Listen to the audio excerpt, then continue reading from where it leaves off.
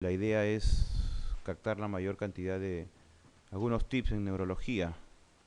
Bueno, la primera pregunta nos da 5 alternativas y espero que llegue alguna de ellas. Por ejemplo, Balint y Antón son síndromes occipitales. Habla de ceguera cortical.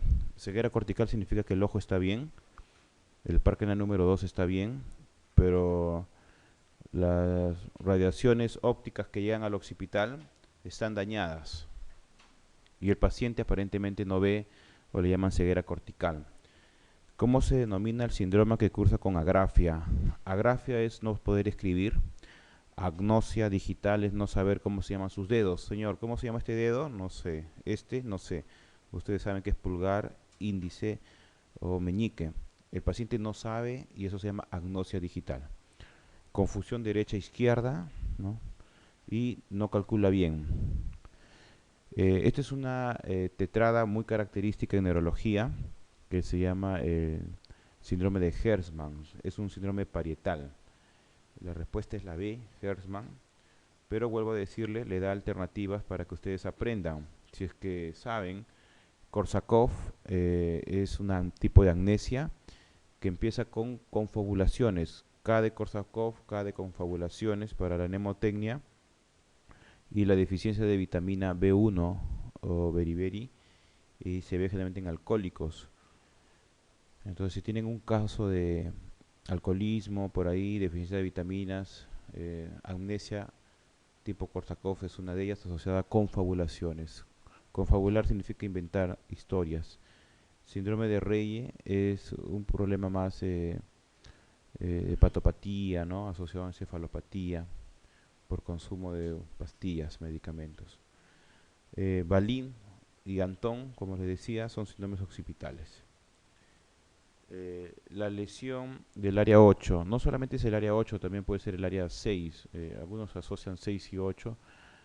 Bueno, yo ni bien leí el área 8, yo me acordé de los ojos, ¿no? Más o menos la mnemotecnia es el 8, lo ponen así en horizontal, acuérdense de los ojos, ve los ojos en forma bilateral, y traté de buscar eso en la respuesta y sí había, o sea, estaba como que relativamente sencilla esta pregunta, si sabían que 8 era ojos.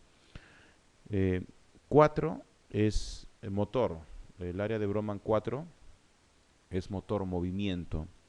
El área de Broman 1, 2, 3 es sensibilidad. Sensibilidad. Sensibilidad significa las vías sensitivas que van de la punta del dedo hasta el lóbulo parietal. Esto de las áreas son las áreas corticales. Ahí está área 45, por ejemplo. Eh, podrían preguntar el 4 que es motor, 1, 2, 3 que es parietal y el 8 que es los movimientos de la mirada conjugada. Lesión de tercer par no. Cuando usted tiene lesión de tercer par, el problema es el mesencéfalo, porque del mesencéfalo sale el tercer par craneal. Y tercer par craneal empieza con T y la mnemotecnia es tosis palpebral, tosis. Obviamente, pues ustedes me van a decir que tosis empieza con P, pero para la mnemotecnia, tercero es tosis. T de tercero, T de tosis, tosis palpebral, midriasis y diplopia. Ellos ven doble. Ven doble porque el tercero que mira de frente ya no está bien y gana el sexto. Y como gana el sexto, hace un estrabismo de una manera divergente. En vez de ver así, ve así. Ese estrabismo divergente porque el sexto ganó en una lesión del tercero hace que el paciente vea doble. Entonces la palabra diplopia, que es muy frecuente, es una alteración del tercero, del cuarto y del sexto. Diplopia no tiene nada que ver con, con el segundo par craneal. El segundo par craneal es visión, agudeza visual, es como uno ve.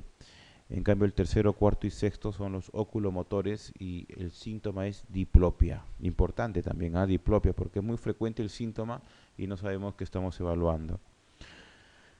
Ataxia, no, en general la ataxia es una alteración de la coordinación, ¿no? Una alteración de la coordinación. No. Ceguera cortical, síndrome de Balin o síndrome de Antón. Eh, hay una arteria que se llama la arteria calcarina. Esta arteria calcarina con C pasa por una cisura que se llama la cisura calcarina. Está sencillo también eso. Y eso ustedes lo ven cuando parten el cerebro por la mitad, cuando hacen una visión medial. En una vista medial, donde ven el cuerpo calloso, ustedes ven cómo se separa el lóbulo parietal del occipital. No se separa, ¿no? Hay una rayita ahí que le llaman una cisura parieto-occipital. Eso nunca le van a preguntar, ¿no? ¿Cuál es la cisura que separa el parietal y el occipital? Difícil que les pregunte, porque la respuesta es parieto-occipital. Pero sí, dentro del lóbulo occipital hay otra rayita que se llama la cisura calcarina. La cisura calcarina entonces forma parte del lóbulo occipital, que se ve por la parte medial. Por ahí pasa la arteria calcarina y cuando se obstruye o se infarta, produce el síndrome de Antón o las famosas cegueras corticales. Generalmente son bilaterales. Anosognosia es negar la enfermedad. No tiene nada que ver con el 8. La respuesta entonces es desviación de la mirada hacia el hemisferio. Bueno, déjà vu o jamás vu, cualquiera de los dos, son síndromes epilépticos, ya están caracterizados así, ¿no? Jamás lo he visto o en alguna vez lo he visto en el déjà vu, ¿no?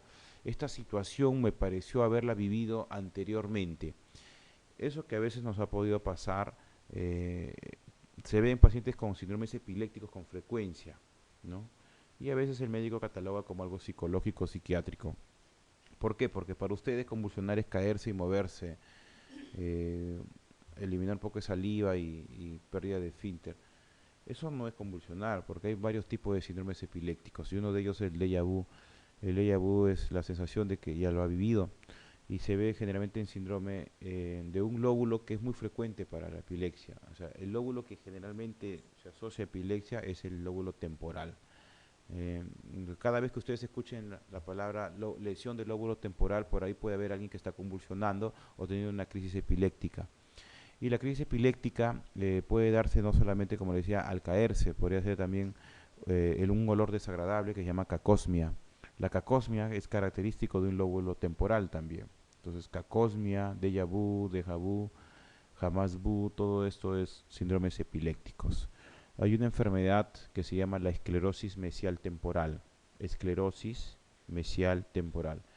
Es un tipo de epilepsia refractaria. En la zona del lóbulo temporal se ha esclerosado y ahí ustedes tienen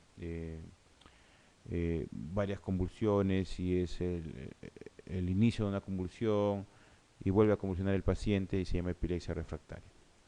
El lóbulo parietal se asocia a sensibilidad, el lóbulo occipital a visión, el lóbulo frontal a alteraciones cognitivas y personalidad.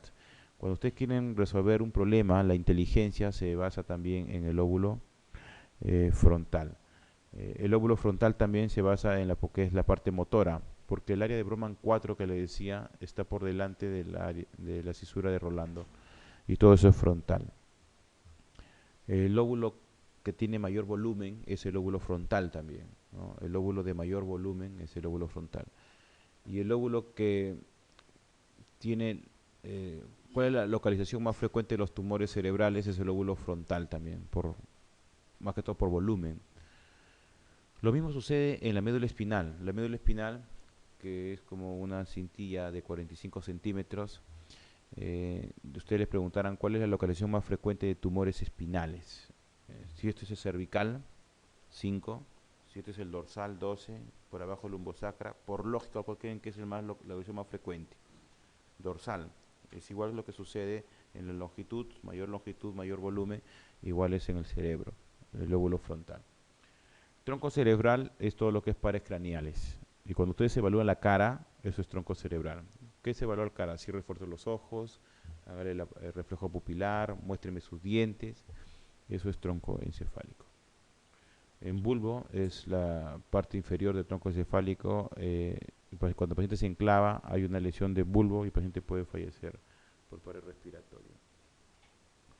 Esta pregunta, la 4, es una pregunta más de conocimiento nada más. ¿Sabes o no sabes? Es difícil, de verdad, a veces descartar cuando vienen preguntas así. En general yo les podría decir que las afasias más académicas o lo que más se dicta en clases es la de Broca y la de Wernicke. La de Broca Los americanos hablan de broken speech. Broken es un lenguaje partido o entrecortado. Son pacientes que no pueden decir más de 5 palabras juntas, eso es broca. Y articulan más las palabras, articulan mal. La afasia de Wernicke, los americanos hablan de wordy speech. Wordy es el palabreo, el que habla muy rápido pero no se le entiende. La afasia de Broca es más frontal, la afasia de Wernicke es más parietal, la afasia de Broca es más motora, la afasia de Wernicke es más sensitiva. Así lo separan y eso es lo académico. Qué lindo sería si pregunten a veces lo académico, pero acá le han preguntado cuál es la más frecuente. Y haciendo análisis de lo más frecuente es que el paciente no pueda nominar objetos. El paciente le dan un lapicero y dice lepizaro, o le dan un reloj y le dice tatú. El lepizaro se llama parafasia, lepizaro, cambió algunas sílabas, y el tatú se llama neologismo, cambió toda la palabra. Entonces hay personas que utilizan parafasias, que cambian algunas letras o algunos sílabos, y hay personas que utilizan, eh, cambian toda la palabra, se llama neologismos. Estos son tipos de afasias, ¿no? Se encuentran una afasia global es un paciente que no entiende, pero tampoco expresa, es global. Las afasias globales generalmente terminan en afasias anómicas, o sea, empiezan con afasia global, el paciente tiene una afasia, no puede hablar. Por cierto, las afasias globales se ven generalmente en los EBCs isquémicos, ¿no? Cuando uno habla de afasia, yo tengo que ver en un EBC isquémico. Pero un EBC isquémico tipo embólico también es característico. Cada vez que ustedes escuchen la palabra afasia, esto es un EBC isquémico embólico hasta que no se demuestre lo contrario. Si ustedes diagnostican bien afasia, cuando alguien le dice, paciente tiene afasia, usted tiene que pensar en un EBC embólico, fibrilación auricular, alteración carotidia, hasta que no se demuestre lo contrario. Tiene que estar en el lado dominante, o sea, en el hemisferio izquierdo. En el hemisferio izquierdo. Eso es una afasia, ¿ya? Es una isquemia en el lado izquierdo. Al inicio, algunas afasias embólicas son afasias globales o totales. Señora, ¿cómo se llama? Cierre sus ojos, levante las manos y no nos entiende nada. ¿Qué es esto? Y no nos dice nada. Como si estuvieran mudos o quizás sordomudos. Y eso se llama afasia total. Pero estos pacientes van mejorando con el tiempo y van llegando a afasias nominales. En algún momento pueden entender poco, pero quedan con su anomia. La afasia transcortical es más sensitiva también. Pacientes pueden repetir algunas palabras. eh, son más raras, ¿no? La más frecuente es la anómica, es una afasia anómica que no puede nominar. Nominar significa dar un lapicero y le dicen lepizaro, dar un reloj y le dicen tatú. O sea, uso de parafasias y de neologismo. Acá pregunta de farmacología, realmente, ante un cuadro de intoxicación por opiáceos, el tratamiento, ¿sí? Anómica, ¿la ve? Lo más frecuente es la anómica, la afasia anómica. Muy bien. Eh, Me pasé a la 5, la paratonía. La palabra para es ambos. Por ejemplo, paraparesia es debilidad en ambos miembros inferiores, ¿no? Paratonía es cuando se vuelven duro o el tono está aumentado en los miembros inferiores. Los miembros inferiores eh, van a la inervación desde la médula espinal. Cada vez que alguien tiene paraplegia o paraparesia, eso es médula espinal.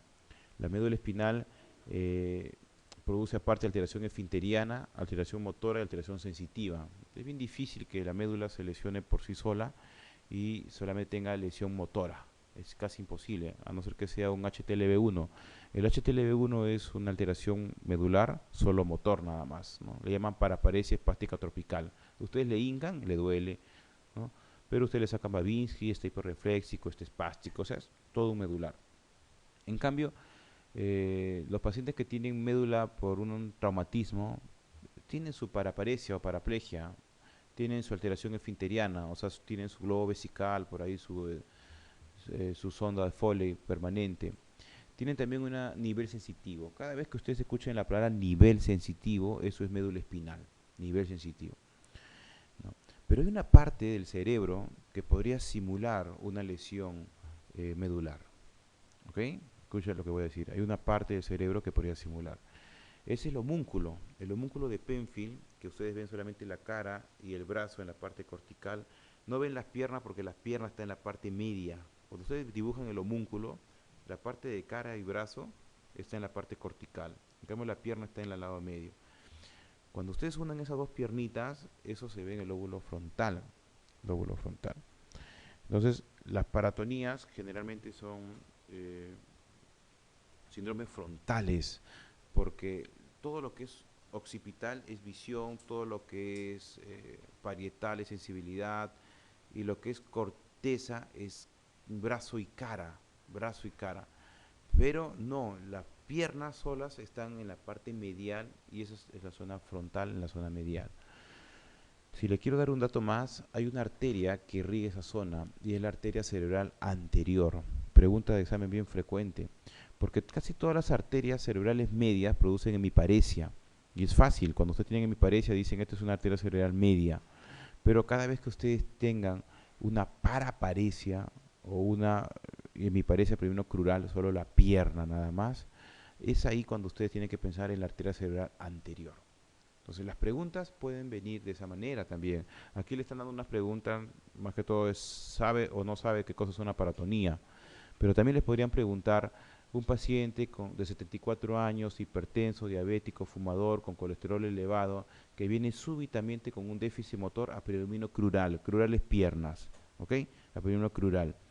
Todo lo que es crural es piernas, eso se llama lóbulo frontal, la parte medial, arterial cerebral anterior, o también llamado la ACA, que no es lo más frecuente, porque lo más frecuente, como le decía, es la hemiparesia predomino facio-braquial, o sea, cara y brazo. O sea, que no pueda mover mucho el brazo ni la cara, pero sí levanta algo la pierna. ¿Ya? Eso es lo más frecuente, 80%. Eso es lo más fácil. Si les preguntan eso, bienvenido sea. Se llama arteria cerebral media. La arteria cerebral media es lo más frecuente. Pero ustedes tienen que aprender lo menos frecuente por si acaso les preguntan. La ACA. La ACA es crural, piernas. Lo menos frecuente también es el vértebro basilar. Vértebro basilar significa las partes posteriores. Generalmente no hay problema de hemiparesia, es más inestabilidad. O como yo le decía en la mnemotecnia, V de vértebro, V de vértigo. Vértigo, V de vértebro y V de vómito. El paciente viene con vértigos y vómitos, ¿no? Y la inestabilidad. Eso es arteria vértebro basilar. Entonces también hay que saber el síntoma para ver aquí cómo podemos utilizarlo. Entonces, una paratonía, que es una espasticidad de las piernas, se ve en síndromes frontales. Los síndromes parietales son más sensibilidad, los síndromes occipitales más visual, los síndromes temporales, aparte de memoria, porque ahora la memoria no solo está en el lóbulo temporal, la memoria nos enseñaba mucho en pregrado, memoria es igual al lóbulo temporal, pero ahora memoria también es lóbulo frontal, memoria es lóbulo occipital y lóbulo parietal, hasta memoria es cerebelo, porque la capacidad de captación de información está en la corteza cerebral, pero antes se creía que era mucho la memoria. También ese síndrome epiléptico, en los temporales, síndrome epiléptico, y el síndrome de desconexión se llama la lesión a nivel de cuerpo calloso, desconexión. Muy bien, pasamos a las 6. Es una pregunta de farmacología ante un cuadro de intoxicación por opiáceos, ¿no? Esto es más fármaco, ¿no? Corticoides no. Los corticoides relacionados a neurología producen miopatía. Miopatía significa músculo, patía, enfermedad. Es una enfermedad del músculo y tiene las características de tener una debilidad y el dolor. O sea, generalmente las miopatías, la mnemotecnia es dedo, es debilidad y dolor, ¿no? Me duele los músculos y estoy débil, eso es miopatía. Y si ustedes le piden CPK, sale elevado, ¿no? Eso es miopatía. Miopatía, también la mnemotecnia mios, pato, camina como pato. La forma de caminar es como un patito. Y tienen el signo de Gowers, cuando se van a incorporar de forma de cuclillas, no pueden porque se trepan sobre sus rodillas. Ese signo de Gowers es característico de la miopatía. Pero los corticoides producen miopatía, pero una de las características del corticoide es que no eleva mucho o no eleva casi nada el CPK. Es una miopatía que se diagnostica por electromiografía nada más. El CPK puede estar normal. ¿Ya? Ese es corticoide. Inmunoglobulinas es un tratamiento generalmente para Guillain-Barré. Guillain-Barré tiene dos formas de tratamiento: la plasmaféresis, recambio plasmático, y las inmunoglobulinas. Acá está abajo la plasmaféresis. Plasmaféresis se utiliza en Guillain-Barré, sobre todo cuando la progresión es muy rápida. En 48 horas se llega de una paraparesia a una cuadriparesia o hay problemas de ventilación. Tratamiento, plasmaféresis. Está contraindicado en el Guillain-Barré los corticoides. Antes, hace 10 años, al paciente con Guillain-Barré le daban corticoides, ahora ya no, no es necesario. Quizás la indicación de corticoides es en el shock medular, cuando alguien tiene un golpe en la médula espinal y usted tiene que darle metilprednisolona en bolo. Sería una indicación muy buena. También en la esclerosis múltiple. La esclerosis múltiple en el brote de esclerosis múltiple. Brote significa un síntoma. Brote de esclerosis múltiple, ahí pueden dar corticoides. Hay dos alternativas, la respuesta es naloxona, ¿no? Pero este es más fármaco, naloxona la C. En la valoración clínica del coma son importantes los siguientes datos. Coma es una parte de las funciones del trastorno de conciencia. Por ejemplo, ¿qué es conciencia? Conciencia es dormirse, estar más que dormido, o sea, dormirse significa somnoliento. Más que dormido significa estuporoso, estuporoso. Y el otro viene coma, o sea que es un estadio. Ustedes están despiertos, pero eso a las 11:30 de la noche están somnolientos. ¿Ya? Eso se llama somnolencia, que se despierta, señora, ¿cómo está? Y se levanta. O le tocan ustedes de una manera suave, estímulo táctil, y se levanta. Pero estupor, la mnemotecnia, se despierta dolor. Estupor se despierta dolor. El estuporoso tienen que hacer ustedes dolor intenso. Se despierta. En cambio el coma no. El coma, por más que le hagan dolor, no se despierta. Pero hay otras formas de evaluar coma. Dice, yo no puedo examinar al paciente porque está en coma. Mentira. Ustedes sí pueden examinarlo. Uno de ellos es mirar las pupilas, por ejemplo. Tienen que mirar las pupilas, a ver si están chiquititas, o sea, mióticas. Las pupilas puntiforme, P de puntiforme, se ve en protuberancia. Entonces ustedes van sacando datos. O si hay midriasis, por ejemplo. M de midriasis, M de mesencéfalo. Midriasis, mesencéfalo. O sea, anisocoria, puntito y una dilatación. Está enclavándose en el uncus. O sea, todo da información. Entonces, en coma yo creo que ustedes deben hablar bien las pupilas. Una cosa es evaluar las pupilas. Otra cosa que pueden evaluar es la respuesta motora también, cierto, la respuesta motora. Porque ustedes le hacen un dolor intenso y pueden hacer dos respuestas motoras. Hacer esto como un perrito, miren, se llama decorticación. Decorticación. Y lo otro es hacer esto hacia atrás, una rotación externa, se llama descerebración. Para no confundirlos mucho, decorticar es sacarle la corteza y descerebrar es sacar todo el cerebro. Entonces la lesión de decorticación es más arriba que la de descerebración. ¿Ok?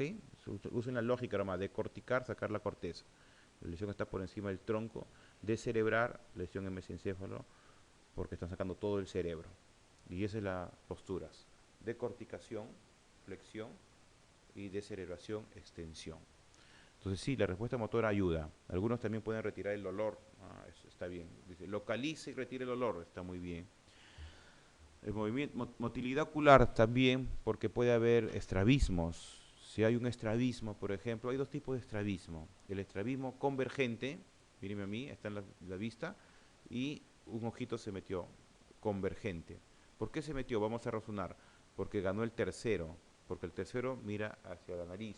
En cambio el sexto, recto externo, mira hacia afuera. Entonces como ganó el tercero, hizo un estrabismo convergente, bien frecuente en hipertensión endocraniana, porque la hipertensión endocraniana produce una lesión del sexto par craneal, o sea, no puede mirar hacia afuera.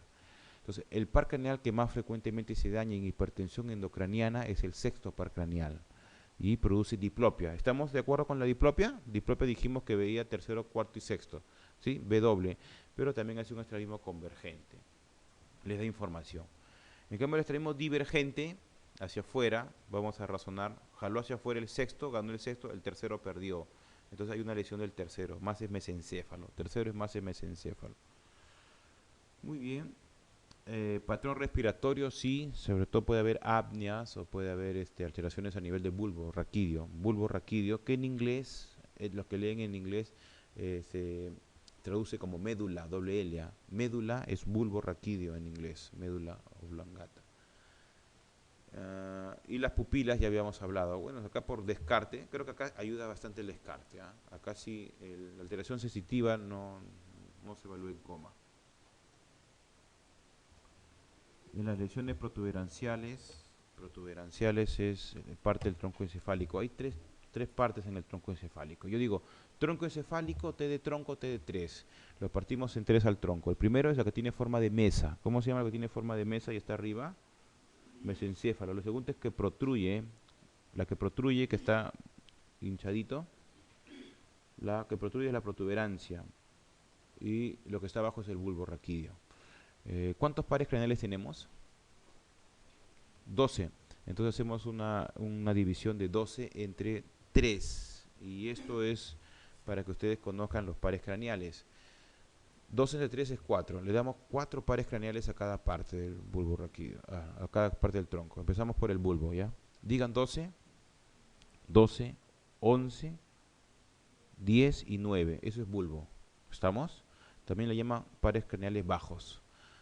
Digan 8, 8, 7, 6 y 5. Eso se llama protuberancia. ¿Ok? Y eso les ayuda bastante cuando van a resolver una pregunta de pares craneales. Solamente dividan 2 entre 3 y hacen la respuesta. Digan 4, mesencéfalo, 4 y 3. El 1, tenemos una sola nariz, va directo al cerebro, directo al lóbulo temporal. Y el 2, tenemos 2 ojos, va directo al lóbulo occipital. O sea, el 1 es olfatorio y el 2 es óptico o visual. ¿Ok? Esto va directo al cerebro. Entonces acá nos preguntan protuberancia. Entonces cuando hay lesión protuberancia, yo puedo pensar en lesión del quinto, del sexto, del séptimo, del octavo. O si quisiera traducirlo en la parte clínica, lesión del quinto puede haber alteración de la sensibilidad de la cara, puede haber reflejo pupilar, porque el reflejo pupilar es quinto 1. Reflejo pupilar, cuando le ponen ustedes la pupila en el algodón en la pupila es quinto 1. Eso es tronco encefálico, protuberancia. Sexto par craneal, si tengo un estrabismo, por ejemplo, convergente y diplopia. Séptimo par craneal, si tengo parálisis facial.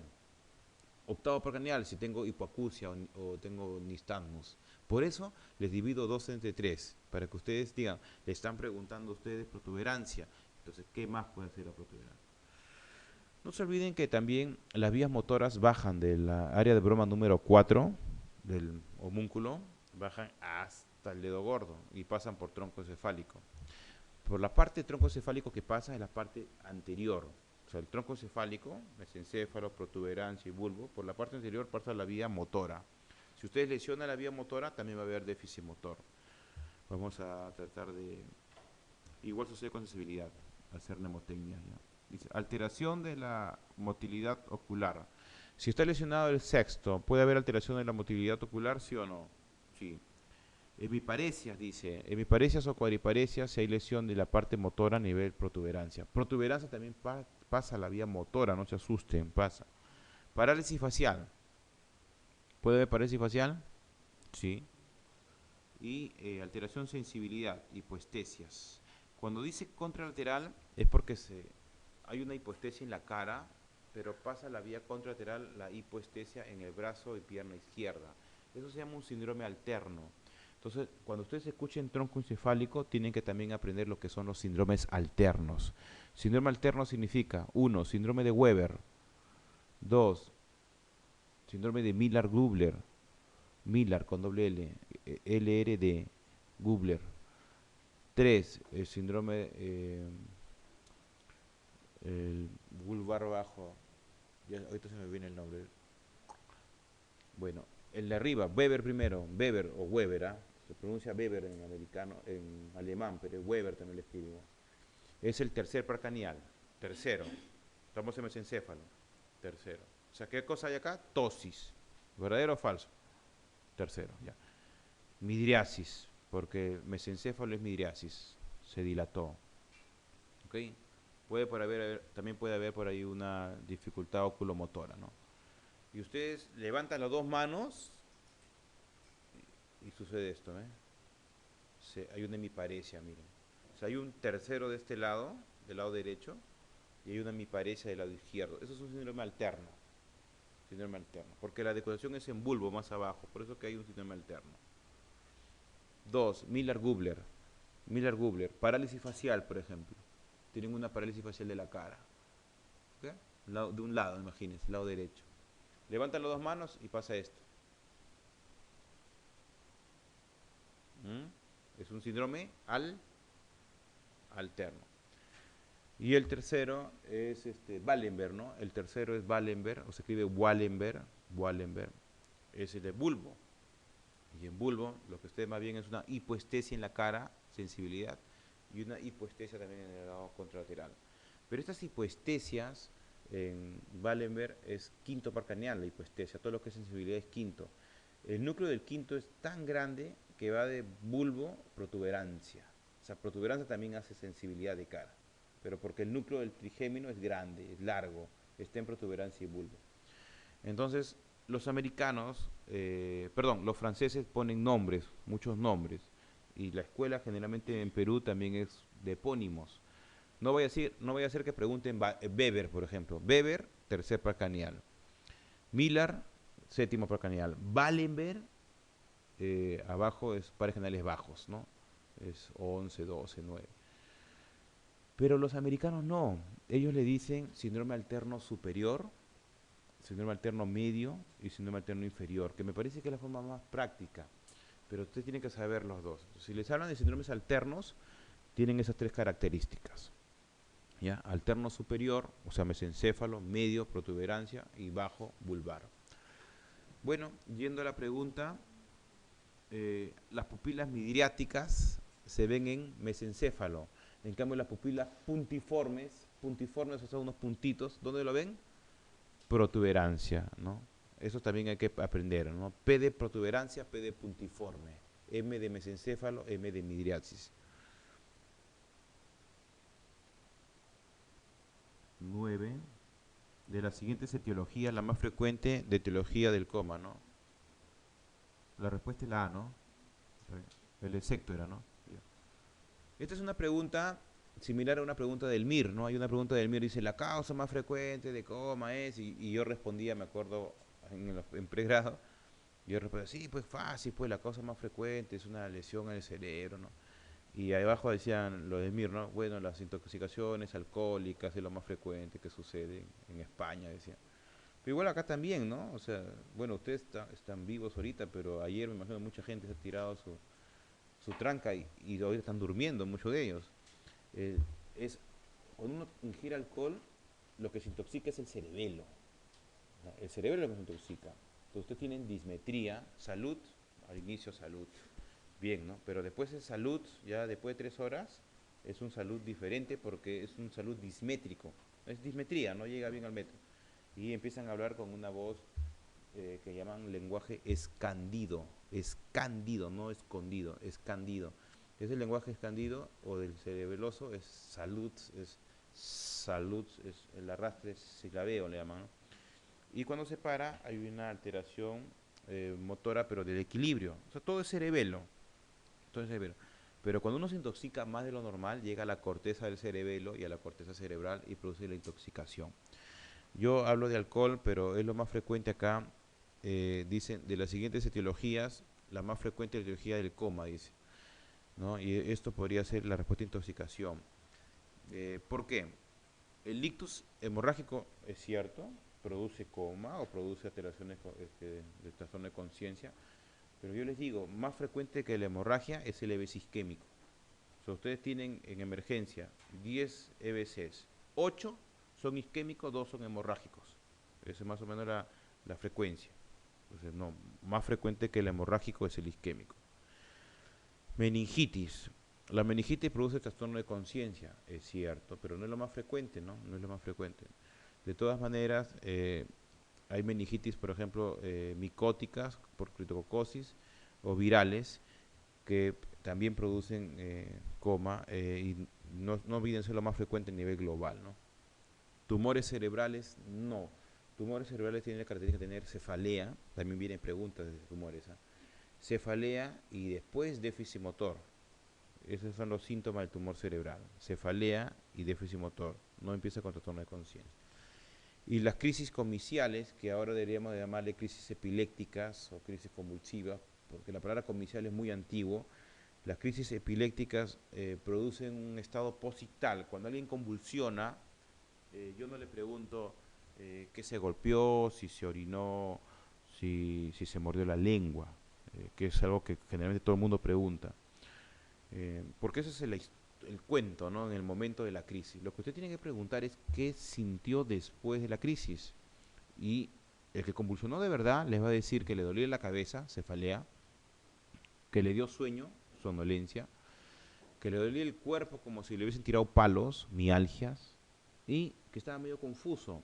Entonces la triada del estado posictal es cefalea, somnolencia y mialgias. Entonces cada vez que ustedes tienen una historia y ustedes escuchan esa triada, el paciente termina con cefalea, con somnolencia y con mialgias, y por ahí está confuso, ese convulsionó sí o sí. Sí o sí. Y ese estado posictal puede durar hasta 48 horas y producir algo de trastorno de conciencia, pero no es lo más frecuente tampoco. No es lo más frecuente. Yo creo que la respuesta es intoxicaciones. Intoxicaciones es la respuesta. Está bien. La C no. Nos vamos a la 10.